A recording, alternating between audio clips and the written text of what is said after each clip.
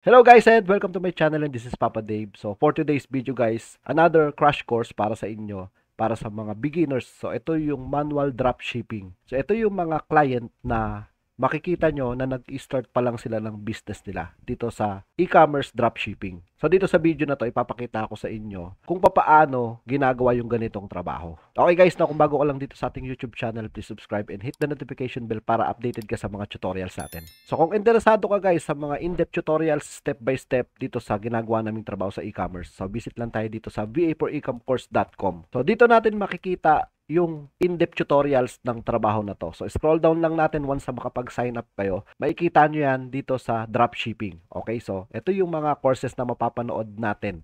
So, dito ay one-time payment lang. Mapapanood na natin lahat ng mga courses na yan. Okay? So, dito ay manual product listing ang gagawin natin at manual product research. So, dahil nga baguhan pa lang yung target client natin dito, so wala pa silang ginagamit na mga tools. So, ito ay manual pa lang. Okay? So, bibigyan nila kayo ng access dito sa eBay account nila, tapos kayo yung maglilista ng products, kayo yung magre-research ng mga products na ibebenta niya na kukuhanin natin sa ibang supplier kagaya ng Amazon at saka ng Walmart. Okay? So dito kapag nandito tayo sa Amazon, lagi yung tatandaan ay papalitan nyo yung IP. So click natin yung IP, gagawin nyo siyang states. Ako ang ginagawa ko ay 10009. Yan, 10009 para nasa New York ako. Ito yung zip code ng New York. Apply para mapunta kayo ng Amazon New York. So magbabago yung pinaka homepage nyo. Tapos pwedeng gumagamit sila ng supplier na Walmart. Tapos gagamit tayo dito ng product monitoring para makita natin, lalagay natin yung title, yung kung saan natin nakuha yung product, anong supplier, tapos supplier link, tapos ito yung eBay link, tapos yung supplier price, meron silang break even. So yung break even yung paggamit natin ng eBay at saka yung pagpaprocess ng payment sa PayPal or sa Payoneer. So meron silang cut na 16%, okay? Tapos ito yung pinaka final price natin. Makikita na rin natin dito yung profit. So itong mga to kahit hindi na natin to, no? So dito muna tayo sa pinaka basic. Yung step by step nito guys na nasa va4ecomcourse.com kung paano din ginagawa yung product monitoring na to. Okay, so tuturo ko muna sa inyo yung pinaka process. Okay? So dito, mag-iisip tayo ng mga generic na mga products. Tayo yung mag-iisip kung ano yung maililista natin dun sa store ni client. So may nakikita kayo dito guys, no? May extension cord.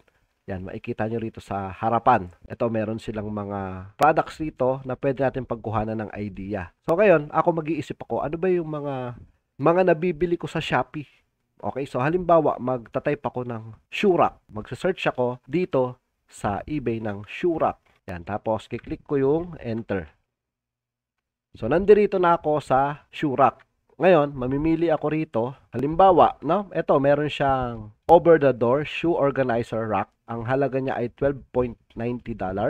Tapos, ang sold niya ay 1,415. So, ito yung mga ideal na kukuhanan natin. Ang gagawin natin dito ay hahanap tayo sa ibang supplier na mas mura. Okay? So, kiklik ko to. Yung product na to, ito yung shoe rack. Kukunin ko itong title, over-the-door shoe organizer rack. Kakopy ko to. Tapos pupunta ako halimbawa sa Amazon, ipipaste ko rito yung title. Ngayon, hahanap ako ng mura. Okay? So, halimbawa, meron dito $9, tapos meron dito $12, meron dito $8.99. So, kung ikukumpara natin, ito ay layer niya ay apatan. Dito naman, apatan din. So, hahanap tayo ng kagaya sa kanya. So, scroll down natin, hahanap tayo ng mga mas mura. Okay? Ito, 9.95. Meron dito 8.89. Pwede natin tong i-filter. Pumunta tayo dito sa pinakataas, kiklik natin tong sort by low to high. Yan.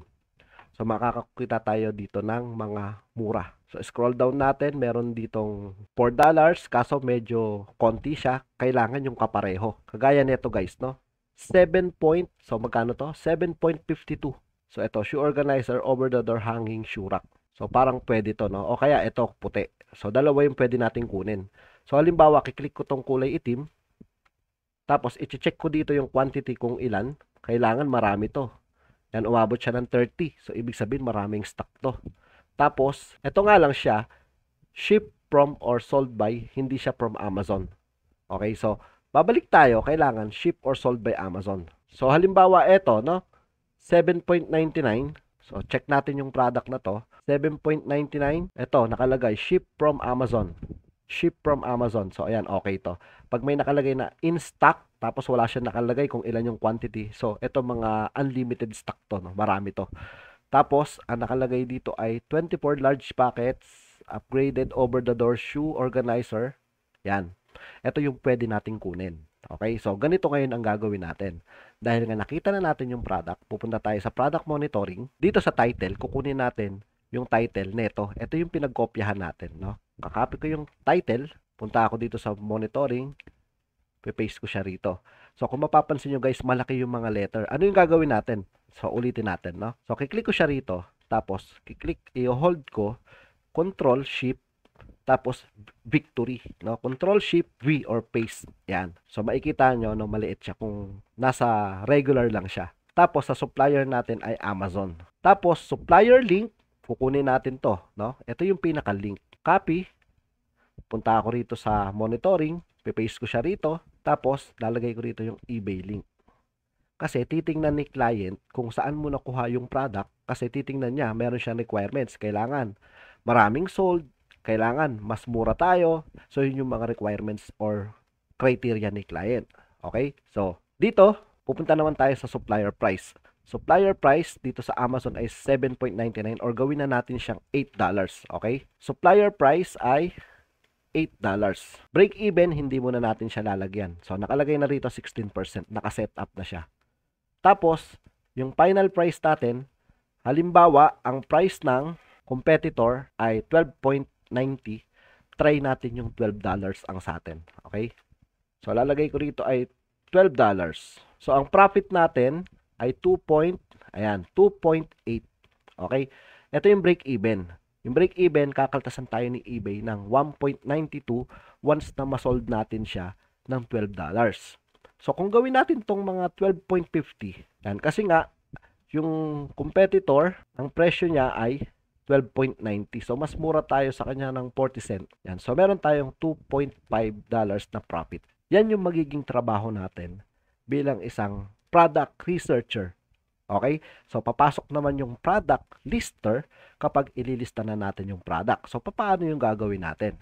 Pupunta tayo dito sa eBay. I-click natin yung sell dito sa taas. Sell. Tapos, create listing. Tapos, ilalagay natin dito. So, X natin to. Lalagay natin dito kung ano yung ililista natin. Halimbawa, Shurak. Yan. Tapos, click natin yung search. Yan. Tapos, continue without match. Tapos, new. Kasi nga, dropshipping tayo. Brand new yung bibili natin na product. So, tapos, lalagyan na natin to ng photo. Lalagyan na natin to ng title. Okay, so dito na tayo maglilista. Okay, ang gagawin natin, upload natin yung photo. Pupunta tayo sa Amazon. Ida-download natin tong mga photo na to. Save image as, ida-download natin siya kung saan nyo man gusto sa folder dyan sa computer nyo. Tapos, ipipaste natin siya or i-upload natin siya sa eBay. Okay, so halimbawa, na-download na natin yung mga picture, i-upload na natin siya dito sa eBay. Yan, so halimbawa, na-upload na natin yung mga pictures. So, ito sample lang, no? Maglalagay ngayon tayo ng title. So, ganito yan. May senaryo na kukopyahin lang natin yung mga title na to. No? Copy, punta tayo sa eBay, paste natin yung title na ginamit ng competitor natin. Tapos, nasa category na siya ng shoe organizer. Tapos, dito, kiklik lang natin kung ano yung mga features. Okay? Kagaya nito, over the door hanging, check. Fabric, check. Country origin, din na natin lalagyan yan. Number in pack, 1. Foldable, yes. Assembly required, no? So, pwede na natin yan i-check. Tapos, punta na tayo dito sa brand.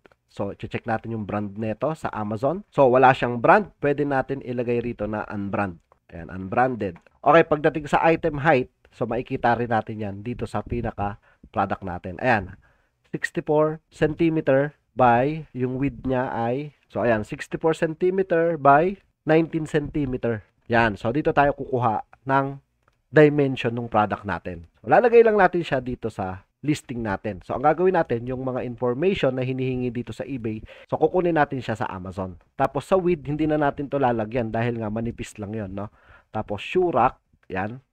Tapos, dito, UPC, fabric material. So, okay na yung mga nandito. Capacity. So, i-check natin yung capacity. Nakalagay dito ay 24. So, punta tayo rito. Capacity niya ay yan, 24, 25, 21 to 25. Assembly required, no? item weight. So, hindi na natin lalagyan yan. So, hindi naman na importante. So, lagay natin dito sa color ay black. Number in pack, 1. So, show more. Tingnan natin kung may mailalagay pa tayo. So, kung may mga importante, kagaya ng mga ibang specs, gaano kalalim, yung pinaka-packet. So, kung may makikita tayo rito, ilalagay natin siya. Kung ano yung mga importante na makikita natin dito sa pinagkukuhanan natin ng product. So, balik tayo dito. Pupunta ngayon tayo dito sa description. So, meron tayo ditong AI. So, check natin dito.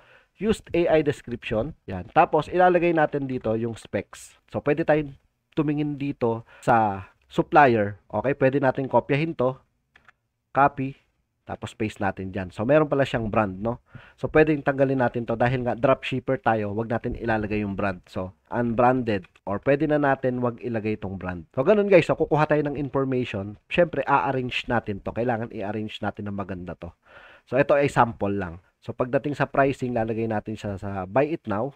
Tapos, ang price natin nito ay 12.50. Yan, 12.50. Quantity, lagyan natin siya ng 2.